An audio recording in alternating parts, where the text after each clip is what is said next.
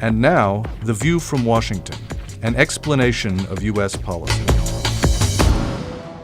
At the release of the State Department's annual report on human rights, which documents human rights conditions in 177 countries, including Iran, Assistant Secretary of State Tom Malinowski of the Bureau of Democracy, Human Rights and Labor said the reports come at a time when authoritarian governments are striking out with particular ferocity against the freedoms of expression, association, and the press.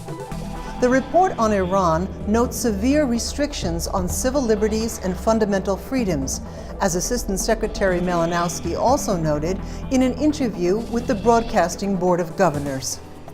There are still a lot of people in prison in Iran for expressing views that the government doesn't like, and doing so peacefully. There's still a very high rate of executions, one of the highest in the world. Religious minorities continue to have basic rights denied to them. Mr. Malinowski pointed out that the Iranian people had high expectation of an improvement in human rights and the rule of law when President Hassan Rouhani was elected. Unfortunately, we have not seen significant changes, he said.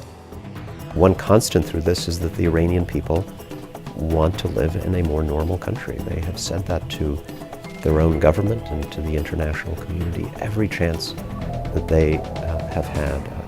But true normality is only going to come, said Mr. Malinowski, if the Iranian government rights its relationship with its own people through respect for law, respect for human rights, respect for those international norms which are important in Iran and everywhere in the world. That was The View from Washington, an explanation of U.S. policy.